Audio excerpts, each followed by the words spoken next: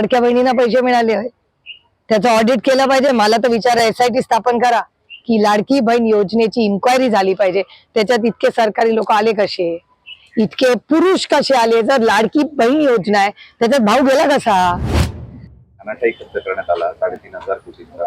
त्याबद्दल अनेक एक तर लाडकी बहीण योजनेमधल्या 8 लाख महिला KYC मधून काढल्यात. म्हणजे मला गंमत वाटते या सरकारची. आपल्याला आठवत असेल की मनमोहन सिंग साहेबांचं सरकार असताना आधार कार्ड आले आणि मनमोहन सिंग साहेबांच्या सरकारमध्ये जनधन योजना सुरू झाली. ती मोदी साहेबांनी यशस्वीपणे पुढे नेली, पण त्याची सुरुवात मनमोहन सिंग साहेबांनी केली. आणि त्या नेटवर्कमध्ये आज घराघरामध्ये आधार कार्ड आहे की नाही? मग कुठे दिंडोरीला गेला तरी प्रत्येकाकडे आधार कार्ड आहे की नाही सर?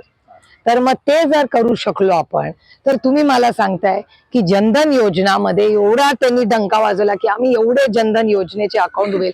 तुम्ही मला सांगताय तुम्ही या लाडक्या बहिणीचा KYC नाही करू शकला? हास्यास्पद आहे. म्हणजे महाराष्ट्र सरकार KYC 80 लाख महिला तर करू शकला नाही, असा याच्यावर विश्वास आहे का तुम्हाला? कोण आहे ती 80 लाख महिला? मग का नाही तुमची यंत्रणा चालते? अपयश आहे महाराष्ट्र सरकारचं आणि फसवणूक आहे. इलेक्शन आलं, पैसे टाकले, इलेक्शन संपलं, विड्रॉ केलं.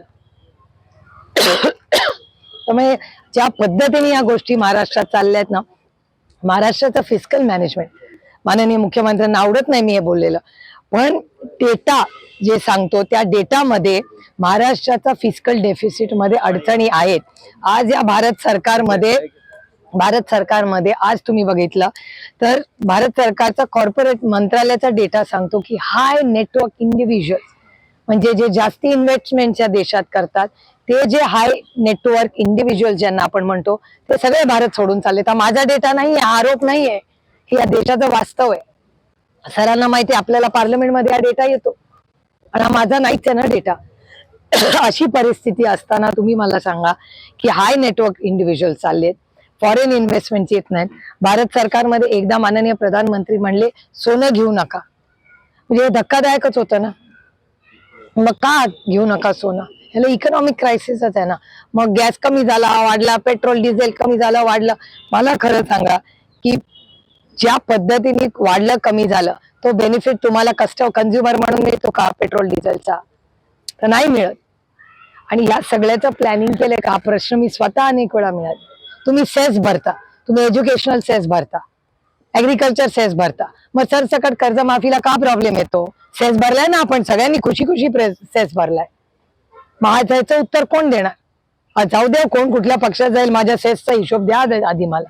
हे प्रश्न कोण विचारणार? ह्याच्यात समाजात चर्चा कधी होणार? तुमचा आणि माझा अन्नधान्याचा प्रश्न सोडवणाऱ्या कष्ट करणाऱ्या शेतकरीला सरसकट कर्जमाफी करू असं माननीय मुख्यमंत्री आणि सरकार आलं तेव्हा म्हणले होते का? माननीय भरणे मामा माझेच आमदार आहेत, आम्ही एका मतदारसंघात काम करतो, तर भरणे मामा म्हणले होते 30 जून, हे नोव्हेंबरमध्ये म्हणले होते.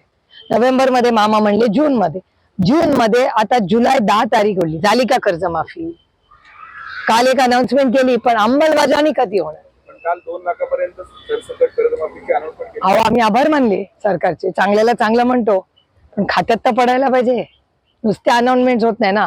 सगळ्या लाडक्या बहिणींना पैसे मिळाले होय, त्याचं ऑडिट केलं पाहिजे. मला तर विचारा, SIT स्थापन करा की लाडकी बहीण योजनेची इन्क्वायरी झाली पाहिजे. त्याच्यात इतके सरकारी लोक आले कसे, इतके पुरुष कसे आले? जर लाडकी बहीण योजना आहे त्याच्यात भाव गेला कसा? हा प्रश्न आहेच ना. आणि एवढं तंत्रज्ञान असताना अहो आपल्या मुलांना CET मध्ये एक तर पेपर फुटतात, NET चे पेपर फुटतात, त्याच्यात 0.5% आपल्या पोराला मार्क नाही मिळाले तर आपल्याला प्रायव्हेट मध्ये जावं लागतं की नाही?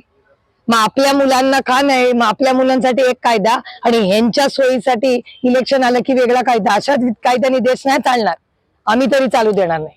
मग आमच्या मुलांच्या शिक्षणाला वाऱ्यावर सोडा, पण ह्यांचं इलेक्शन आलं की नियम कायदे तंत्रज्ञान चालत नाही, सगळ्यांकडे पैसे जातात. हा भ्रष्टाचार नाही तर काय?